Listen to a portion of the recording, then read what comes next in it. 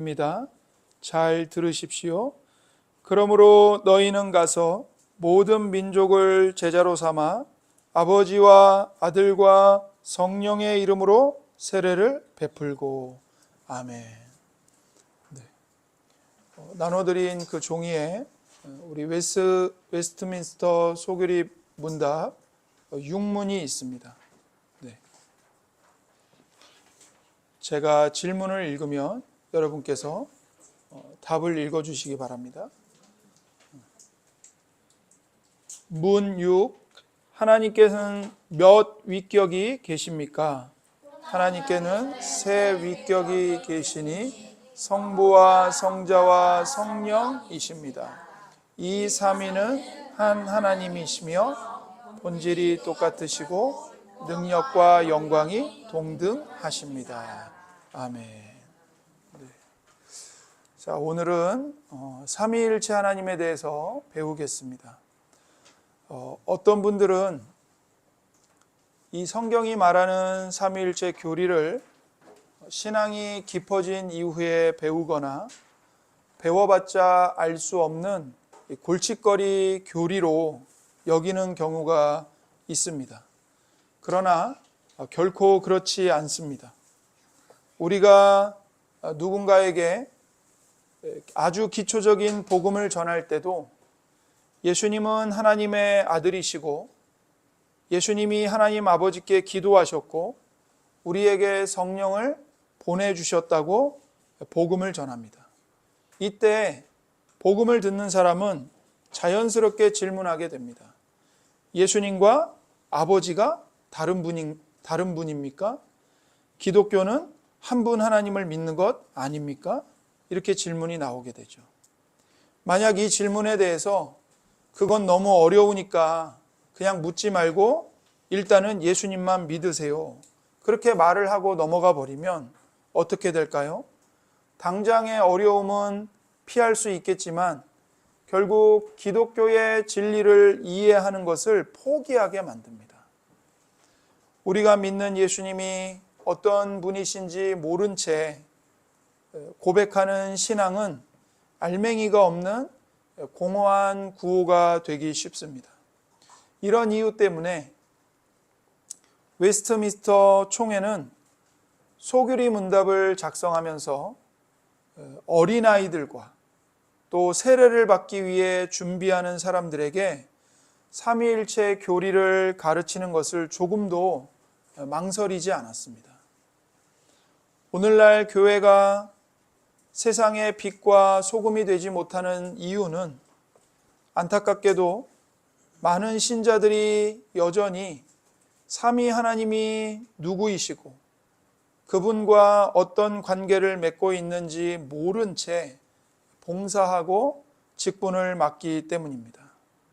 삼위일체 하나님의 구원의 은혜를 깊이 이해하지 못한 신앙생활은 결국 종교인을 양산할 뿐이고 율법주의를 낳을 뿐입니다.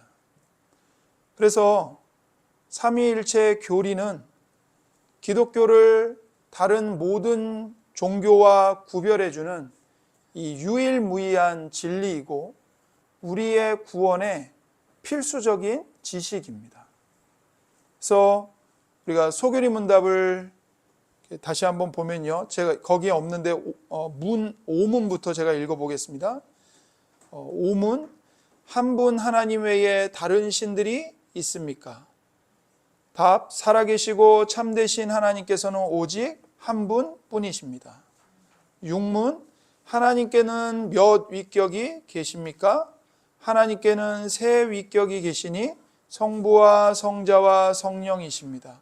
이 삼위는 한 하나님이시며 본질이 똑같으시고 능력과 영광이 동등하십니다. 이렇게 삼위일체 교리를 가르치고 있습니다. 그래서 가장 먼저 첫 번째, 하나님은 한 분이십니다. 오직 한 분뿐이십니다.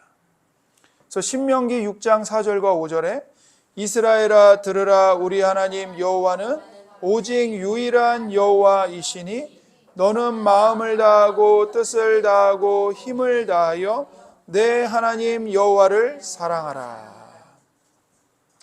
여기서 오직 유일한 여호와이시니 이렇게 말하죠. 이 말은 세상에 다른 신은 없고 오직 하나님 한 분만 계시다는 뜻입니다. 이렇게 성경은 명확하게 세상의 진짜 신은 오직 여호와 하나님 한 분뿐이라고, 즉 유일신이라고 선언합니다. 그런데 우리가 성경을 자세히 살펴보면 두 번째 진리를 알 수 있습니다. 뭐냐면 한 분이신 하나님께는 성부, 성자, 성령이라는 세 위격이 계신다는 겁니다. 그래서 이것이 바로 삼위일체입니다. 그러니까 삼위, 구별되는 세 위격이 계세요. 성부와 성자와 성령이 계셔요. 그런데 일체, 하나의 본질이시고 하나의 신성이세요. 그래서 한 분, 오직 한 분, 유일하신 하나님이세요. 그래서 삼위일체입니다. 세 번째는 성부는 성자가 아니시고 성자도 성령이 아니시며 성령도 성부가 아니십니다. 그러니까 성부, 성자, 성령이 각각 구별되십니다. 하나님이 한 분이라고 하면 마치 한 존재가 보기에 따라서 달라지거나 변하는 것처럼 오해를 합니다. 가령 예를 들면 이런 거예요. 제가 제 아버지께는 아들이죠. 그리고 제 아들에게는 아버지입니다. 그런데 제가 제 아내에게는 또 남편이에요. 이렇게 삼위일체를 설명하는 거예요. 하나님이 하늘에 계실 때는 성부, 이 땅에 오셨을 때는 성자, 우리 안에 계실 때는 성령이다. 이런 식으로 예를 드는 겁니다. 그러나 이것이 이해하기 쉽다고 해서 이런 가르침을 받아들이면 안 됩니다. 이것은 양태론적 이단입니다. 양태론은 뭐냐면 하나님이 상황에 따라서 역할만 바꿔서 나타나는 거예요.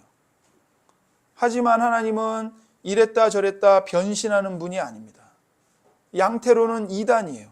하나님은 변하는 분이 아니세요. 어떨 때는 성부로 나타났다가, 어떨 때는 성자로 나타났다가, 어떨 때는 성령으로 나타났다가 그렇게 변신하는 분이 아닙니다.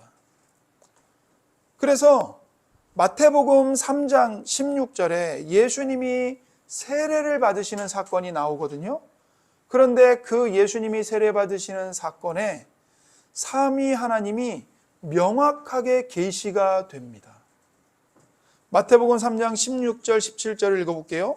예수께서 세례를 받으시고 곧 물에서 올라오실새 하늘이 열리고 하나님의 성령이 비둘기같이 내려 자기 위에 임하심을 보시더니 하늘로부터 소리가 있어 말씀하시되 이는 내 사랑하는 아들이요 내 기뻐하는 자라 하시니라. 여러분, 이 말씀에 삼위 하나님이 분명하게 구별되어서 동시에 나타나십니다. 첫 번째, 요단강물에서 세례를 받으시는 성자 예수님이 등장하셔요. 그죠? 두 번째, 그 예수님을 보시면서 이는 내 사랑하는 아들이요 내 기뻐하는 자라고 말씀하시는 성부 하나님이 계십니다. 그리고 하늘로부터 비둘기 같은 모양으로 성자 위에 임하시는 성령 하나님이 계시는 거예요. 그리고 예수님이 그 성령 하나님을 보시더니 이렇게 말하죠. 성령이 자기에게 내려오는 걸 예수님이 보시는 거예요. 그러니까 예수님 혼자 성부로 나타났다가 요단강에서 세례를 받았다가 또 하늘로부터 비둘기처럼 내려왔다가 혼자 그렇게 변신하면서 왔다 갔다 하시는 게 아니고 성부, 성자, 성령 삼위 하나님이 각각 실제로 존재하시는 겁니다. 그래서 하나님이 이랬다 저랬다 변신하듯이 성부가 됐다가 성자가 됐다가 성령이 되시는 게 아닙니다. 만일 양태론이 맞다면 예수님께서 성부 하나님께 기도를 하시는데 그 기도하는 것을 어떻게 설명할 수 있겠습니까? 그저 자기 혼자 자기에게 기도하는 이 자문자답하는 모양이 돼버리고 맙니다. 그러므로 성부는 성자가 아니셔요. 성부와 성자는 분명히 다른 분들이세요. 성자도 성령이 아니세요. 성령도 성부가 아니셔요. 이렇게 성부와 성자와 성령은 분명히 구별되는 세 위격이시고 각각 다른 분이십니다. 네 번째, 그런데 네 번째가 뭐냐면 성부도 성자도 성령도 하나님이시라는 사실이에요. 성부와 함께 예수님도 하나님이십니다. 디도서 2장 13절에 복스러운 소망과 우리의 크신 하나님 구주 예수 그리스도의 영광이 나타나심을 기다리게 하셨으니, 여기 디도서에서 예수님을 뭐라고 부르냐면 우리의 크신 하나님이다 이렇게 불러요. 우리의 크신 하나님이신 구주 예수 그리스도 이렇게 부르죠. 그러니까 예수님을 하나님이라고 지금 부르고 있어요, 성경이. 그리고 요한복음 20장에 보면 도마가 대답하여 이르되 나의 주님이시요 나의 하나님이시니이다. 부활하신 예수님이 도마 앞에 나타났어요. 그러자 그 도마가 부활하신 예수님을 보고 나의 주님이시요 나의 하나님이십니다 이렇게 고백을 하는 거예요. 그래서 예수님은 성부와 똑같이 하나님이세요. 그리고 성령님도 역시 하나님이십니다. 사도행전 5장 3절 4절 베드로가 이르되 아나니아야 어찌하여 사탄이 내 마음에 가득하여 내가 성령을 속이고 땅값 얼마를 감추었느냐. 땅이 그대로 있을 때에는 내 땅이 아니며 판 후에도 내 마음대로 할 수가 없더냐. 어찌하여 이 일을 내 마음에 두었느냐. 사람에게 거짓말한 것이 아니요 하나님께로다. 여기 뭐라고 말하냐면 아나니아가 성령을 속였다라고 말을 합니다. 그리고 4절에서는 하나님께 거짓말한 것이다 이렇게 말합니다. 그러니까 성령과 하나님을 똑같이 놓고 있는 거죠. 그러니까 성령이 곧 하나님이신 거예요. 그러니까 성령님을 속인 건 누구에게 거짓말을 한 거예요? 하나님께 거짓말한 거예요. 이 말은 성령이 하나님이시라는 겁니다. 그래서 성령님은 어떤 힘이나 능력, 에너지 같은 것이 아닙니다. 성령님 역시 인격을 가지신 하나님이시고 우리의 예배와 찬송을 받으시기 합당한 하나님이십니다. 다섯 번째로 성부, 성자, 성령 삼위는 한 하나님이시고 본질이 똑같으시고 능력과 영광이 동등하십니다. 성경은 어떤 위격이 다른 위격보다 더 낮거나 종속되어 있다고 가르치지 않습니다. 그러나 대부분의 이단들의 특징은 뭐냐면요, 성부가 하나님이시라는 것은 인정을 해요. 그걸 가르쳐요. 그러나 예수님이 하나님이시라는 것은 인정하지 않습니다. 이게 이단의 특징이야. 여호와의 증인, 몰몬교, 하나님의 교회, 제7일 안식교 등등 이단의 특징은 예수님을 성부보다 조금 못한 분으로 생각해요. 그러니까 처음에는 신이 아니었는데 나중에 신처럼 높아졌다 이렇게 생각을 합니다. 이렇게 가르쳐요. 그러니까 예수님을 성부보다 못한 존재로 깎아내리는 겁니다. 그러니까 천사보다는 조금 높지만 성부보다는 못하다는 거예요, 예수님이. 이게 이단의 특징이에요. 그러나 이것은 성경을 완전히 왜곡한 거짓말입니다. 여러분, 이걸 받아들여서는 안 돼요. 이걸 따라가서는 안 돼요. 예수님은 성부 하나님보다 조금 못하신 분이 아니라 처음부터, 영원부터 성부 하나님과 똑같은 본질과 권능과 영광을 가지신 온전한 하나님이십니다. 동등한 하나님이세요. 그래서 성령님도 한 하나님이시고 본질이 똑같으시고 능력과 영광이 동등하십니다. 그게 성경에 어디에 증거가 되고 있냐면 바로 마태복음 28장 19절 말씀이 그걸 증거하고 있어요. 이 예수님이 제자들에게 대위임령으로 주신 명령이거든요. 함께 읽어볼게요. 그러므로 너희는 가서 모든 민족을 제자로 삼아 아버지와 아들과 성령의 이름으로 세례를 베풀고, 이렇게 말해요. 이걸 잘 보셔야 돼요. 여기서 삼위 하나님이 한 분 하나님으로 동등하게 등장하십니다. 보세요. 예수님이 성부, 성자, 성령 삼위를 각각 말씀하시죠. 아버지와 아들과 성령의, 이렇게 말씀하시죠. 그런데 그러면서 이름들이라고 말씀하지 않고 오직 하나의 이름, 단수로 말씀을 하셨어요. 그러니까 만약에 아버지, 아들, 성령이 각각 계시는 분이라면 이름들, 복수로 말을 해야 합니다. 그런데 복수가 아니라 오직 하나의 이름, 단수로 말씀하신 거예요.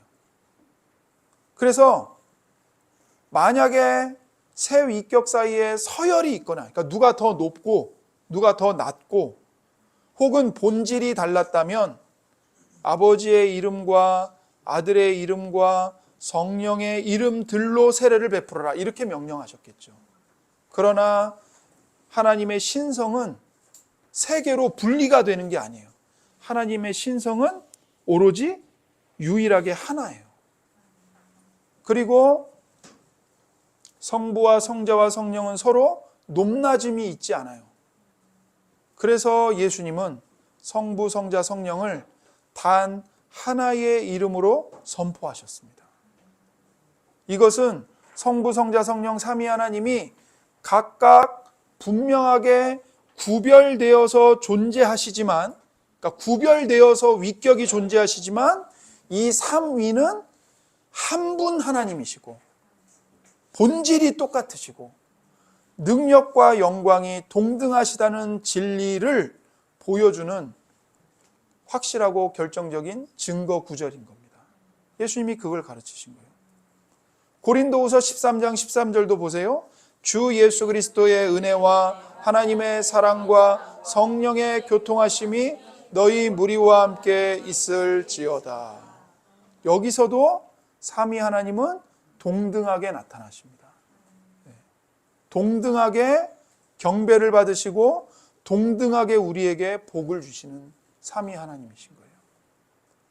이것을 이해하지 못하면 이렇게 설명을 하게 됩니다. 뭐냐면 컴퓨터를 예를 드는 거예요. 여러분 컴퓨터를 보세요. 화면이 나오는 모니터가 있어요. 그죠? 그리고 글자를 입력하는 키보드가 있어요. 그렇죠? 그리고 하드웨어가 돌아가는 본체가 있어요.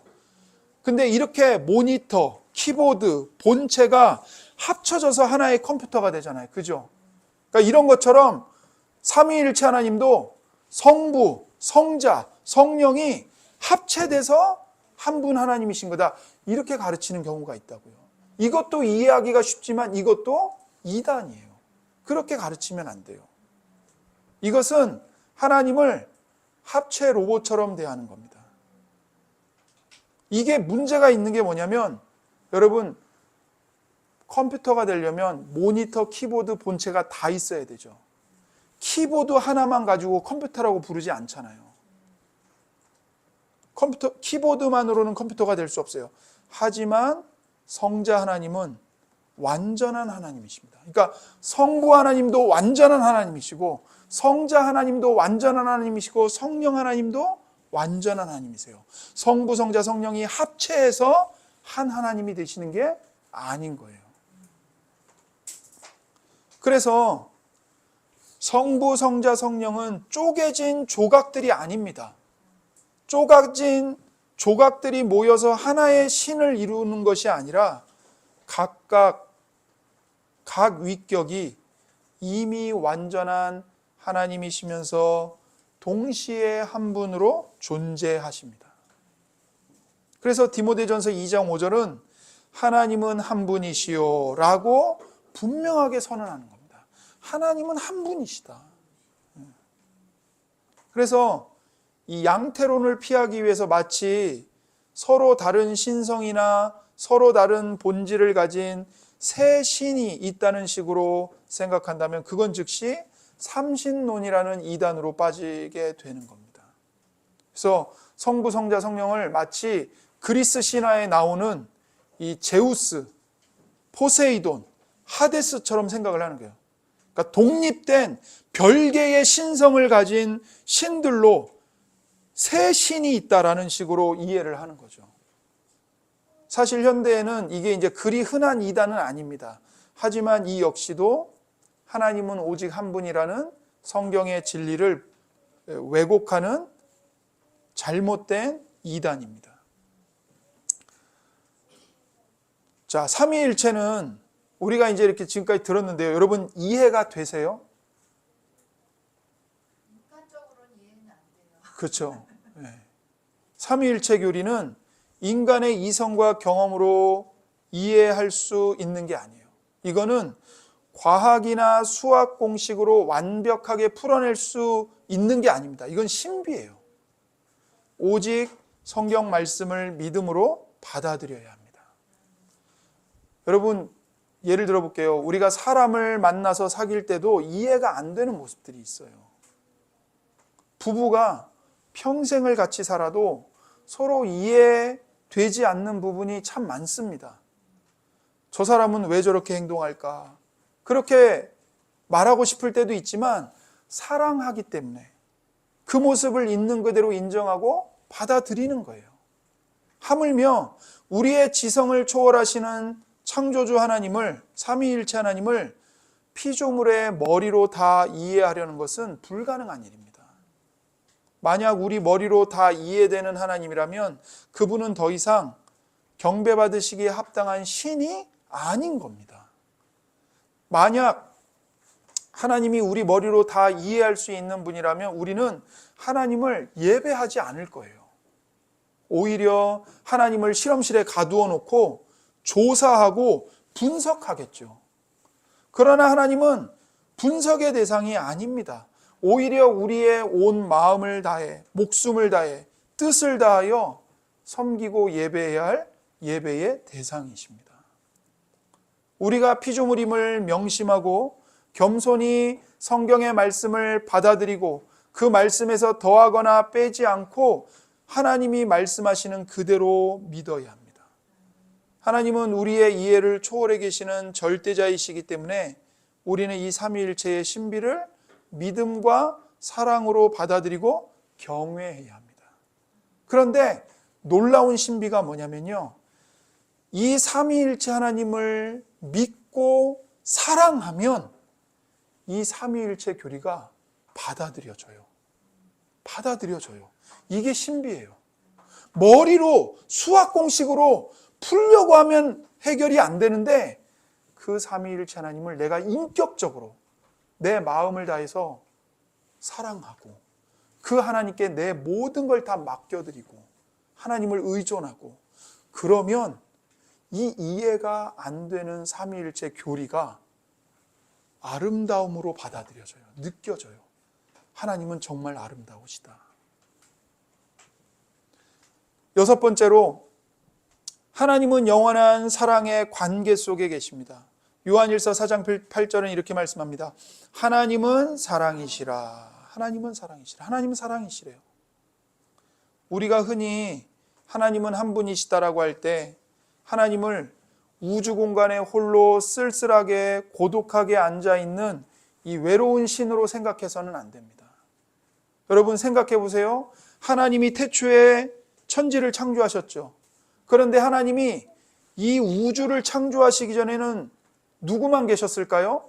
하나님 혼자 계셨어요. 그러면 하나님 혼자 계셨을 때 하나님이 심심하지 않으셨을까요? 외롭지 않으셨을까요? 아니라는 거예요. 아니라는 거예요. 많은 사람들이 하나님을 잘못 가르쳐요. 하나님이 세상을 왜 만드셨는지 아세요? 하나님이 혼자 계셨는데 너무 외롭고 심심해서 하나님이 사랑하고 싶어서 세상을 창조하시고 사람들을 만드셨고 천사들을 만드셨답니다. 이렇게 잘못 가르치는 사람들이 있는데 잘못된 거예요. 그게 아니에요. 그건 성경적이지 않은 거예요. 여러분, 사랑이라는 속성은 혼자서는 성립할 수 없습니다. 그러니까 사랑은 반드시 사랑을 주고받는 대상이 있어야 돼요. 사랑을 주는 나가 있어야 되고 사랑을 받는 너가 있어야 돼요. 그런데 하나님이 영원전부터 사랑이셨다는 말은 세상이 창조되기 전부터 하나님만 홀로 계실 때도 영원히 사랑을 주고받는 완벽한 대상이 계셨다는 뜻입니다. 그래서 요한일서 4장 8절이 하나님은 사랑이시라 이렇게 말하는 거예요. 그러면 하나님 혼자 계실 때 영원히 사랑을 주고받는 대상이 바로 누구일까요? 바로 성부와 성자와 성령이신 겁니다. 성부와 성자 성령께서 영원전부터 완벽한 사랑의 사귐 속에 계셨던 겁니다. 그래서 예수님이 이 땅에 계실 때 요한복음 17장 24절에 이렇게 말씀하신 거예요. 아버지여 창세전부터 나를 사랑하심으로 내게 주신 나의 영광을 그들로 보게 하시기를 원하옵나이다. 예수님이 십자가 죽음을 앞두고 하나님 아버지께 기도하시는데 뭐라고 기도하시냐면 아버지여 창세전부터 나를 사랑하심으로. 창세전부터 성부께서 성자를 사랑하셨어요.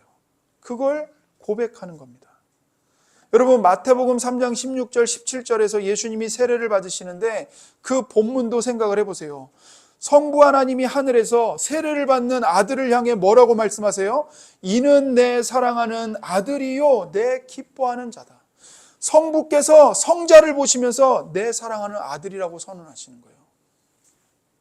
아들을 사랑하신다고 말씀하십니다. 성자 예수님은 요한복음 17장 4절에서 내가 아버지를 영화롭게 하나니 이렇게 말씀하시죠. 그러면서 당신의 뜻을 내려놓고 아버지의 뜻에 온전히 예수님이 순종하십니다. 성령 하나님은 아버지와 아들의 사랑을 이어주는 사랑의 끈이 되십니다. 성부 하나님께서는 성자 하나님을 성령님으로 사랑하십니다. 그 증거가 뭐냐면 마태복음 12장 18절에서 성부 하나님이 성자 예수님을 향해서 다시 한번 내 마음에 기뻐하는 자이며 내가 사랑하는 자다라고 말씀하시는데 곧바로 내가 내 영을 성령을 그에게 주겠다 이렇게 선언하시는 거예요. 그러니까 성부께서 성자 예수님을 사랑하세요. 근데 어떻게 사랑하세요? 성령을 한량없이 부어주심으로 사랑하시는 거예요. 그래서 성령님은 아버지와 아들의 사랑을 이어주는 사랑의 끈이 되세요. 그래서 이게 우리에게 주는 교훈이 뭐냐면 삼위 하나님 사이에는 경쟁이 없어요. 누가 힘이 더 세냐? 누가 1등이고 누가 꼴등이냐? 누가 더 잘하냐? 누가 못하냐? 내가 너보다 더 낫다. 이런 경쟁이 없어요. 서로 시기하고 질투하고 이런 게 없다고요. 거짓말하고 이런 게 없어요. 소규리 문답이 가르치듯이 삼위일체 하나님은 본질이 똑같으시고 능력과 영광이 동등하신 한 분 하나님이시기 때문에 완전한 사랑으로 서로에게 자기를 내어주면서 서로를 사랑하고 영화롭게 하십니다. 이게 삼위일체 하나님의 영원한 아름다움이에요. 결론입니다. 이 삼위일체 하나님은 우리를 그분의 사랑 속으로 초대하셨습니다. 우리가 예수님을 믿고 구원받았다는 것은 단순히 종교적인 규칙을 지키거나 주일에 교회만 왔다 갔다 하는 정도를 의미하지 않습니다. 그것은 영원전부터 존재하신 이 삼위일체 하나님의 이 영원하고 완전히 아름다운 사랑의 관계 속으로 우리가 들어가는 거예요. 삼위일체 하나님의 사랑 속으로 우리가 초대를 받는 거예요. 그래서 에베소서 2장 18절이 이렇게 말해요. 이는 그로 말미암아 우리들이 한 성령 안에서 아버지께 나아감을 얻게 하려 하심이라. 이게 무슨 말이냐면요, 우리가 예수님으로 말미암아 한 성령 안에서 아버지께 나아가게 되었다고 말씀하시는 거예요. 그러니까 우리는 아들로 말미암아 한 성령 안에서 아버지께 나아갑니다. 우리는 아들로 말미암아 한 성령 안에서 아버지를 사랑합니다.